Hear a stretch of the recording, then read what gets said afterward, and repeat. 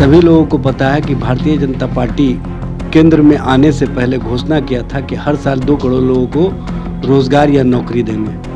8 साल सरकार को हो गया, 16 करोड़ रोजगार या नौकरी मिलना चाहिए था, मिला सिर्फ 7,22,000 ऑन रिकॉर्ड। ये है भारतीय जनता पार्टी की सोच। सभी लोगों को पता है कि अभी 3 महीने हुए हैं महागठबंधन सरकार को और लगभग 25,000 से ऊपर लोगों को नौकरियां या रोजगार दी गई है। ये है हमारा अचीवमेंट, ये है हमारा वचन। बिहार में कल शिक्षा दिवस था। इस मौके पर बिहार के मुख्यमंत्री नीतीश कुमार ने यह ऐलान किया कि जो बहालियां हैं बिहार में लगातार होगी शिक्षकों की, और लगातार बिहार का शिक्षा विभाग और बिहार सरकार कार्य कर रहा है, जिसको लेकर बीजेपी लगातार हमलावर है। बीजेपी का यह साफ कहना है कि ऐसी कोई बात नहीं है, सरकार बस ऐसे ही बोलते रहती है, बहाली कहीं नहीं हो रही है, अभ्यर्थी काफी परेशान है और कहीं ना कहीं तमाम बातें बीजेपी के नेताओं की तरफ से कहा जा रहा है। हमारे साथ बात करने के लिए राजद प्रवक्ता एजाज अहमद है, बात करेंगे। लगातार जो है बीजेपी हमलावर है, कह रही है कि ऐसी कोई बात नहीं है, नियुक्ति पत्र जो है नहीं बांटा जा रहा है, बस सरकार बस बोलती है, पेपर पे ही रहता है। देखिए, भारतीय जनता पार्टी को तो इस मामले पर बोलने का कोई अधिकार नहीं है। सभी लोगों को पता है कि भारतीय जनता पार्टी केंद्र में आने से पहले घोषणा किया था कि हर साल 2 करोड़ लोगों को रोजगार या नौकरी देंगे। 8 साल सरकार को हो गया, 16 करोड़ रोजगार या नौकरी मिलना चाहिए था, मिला सिर्फ 7,22,000 ऑन रिकॉर्ड। ये है भारतीय जनता पार्टी की सोच, नौजवानों के प्रति, युवाओं के प्रति, बेरोजगारों के प्रति। जिस सरकार का सोच, जिस सरकार के नेतृत्वकर्ता का सोच युवाओं के प्रति इस तरह का है, उसे तो बोलने का कोई अधिकार ही नहीं है। और सभी लोगों को पता है कि अभी 3 महीने हुए हैं महागठबंधन सरकार को और लगभग 25,000 से ऊपर लोगों को नौकरियां या रोज़गार दी गई है। ये है हमारा अचीवमेंट, ये है हमारा वचन।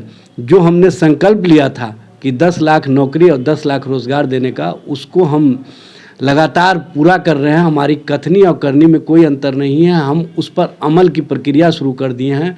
लगातार रोज़गार का सृजन हो रहा है, नौकरियों का सृजन हो रहा है और हर विभाग में जो भी रिक्तियाँ निकल रही हैं उनके एवज में नियुक्ति की प्रक्रिया भी चल रही है। इससे ही स्पष्ट होता है कि महागठबंधन की सरकार माननीय नीतीश कुमार जी और माननीय तेजस्वी प्रसाद यादव के नेतृत्व में पूरी मजबूती के साथ युवाओं के रोजगार और नौकरी के सवाल पर कटिबद्ध है, वचनबद्ध है और उसको हम पूरा करने के प्रति संकल्पित हैं। लेकिन बीजेपी वाले लगातार यह कह रहे हैं कि जिस तरीके से महागठबंधन की वर्तमान में सरकार बनी है, उसके बाद एक भी वैकेंसियां नहीं निकली है। पहले ही वाली वैकेंसियां पे जो बहाली थी, उसको जो बहाली है पहले से हो गई थी और उसके बाद नियुक्ति पत्र बस दिखाने के लिए बांटा जाता है। देखिए, भारतीय जनता पार्टी जो बोलती है उसमें कहीं कोई सच्चाई नहीं है। भारतीय जनता पार्टी को सबसे पहले तो ये स्पष्ट करना चाहिए कि स्वास्थ्य मंत्रालय में उन्होंने कितनी बहालियां की। 2.25 साल सरकार में रहे। हम सरकार में आते ही लगभग 10,000 छात्र को, नौजवानों को रोज़गार देने का काम किए स्वास्थ्य मंत्रालय के माध्यम से।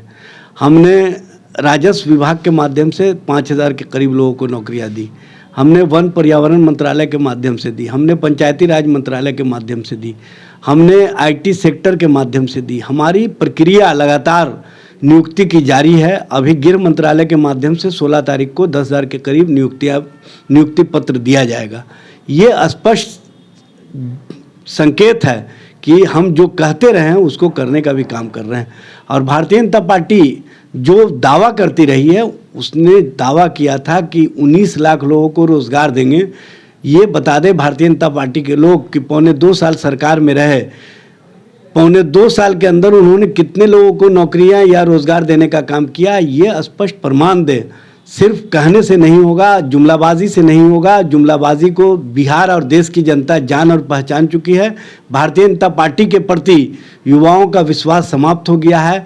और आप देखे होंगे कि महागठबंधन की सरकार जिस दिन से बिहार में बनी है, उसके बाद से नौजवान भी अब रोज़गार के सवाल पर भारतीय जनता पार्टी को घेरने का काम कर रहे हैं। और डिबेट की जो प्रक्रिया पहले नफरत की बुनियाद पर चलती थी, अब वो रोज़गार के सवाल पर चल रही है। इससे ही स्पष्ट होता है कि हमारी जीत है और हम जो संकल्प लेकर के आगे बढ़े हैं, उस संकल्प को पूरा करने के प्रति माननीय मुख्यमंत्री नीतीश कुमार जी और माननीय तेजस्वी प्रसाद यादव जी आगे बढ़ रहे हैं और इस प्रक्रिया को हम पूरा करने का काम करेंगे।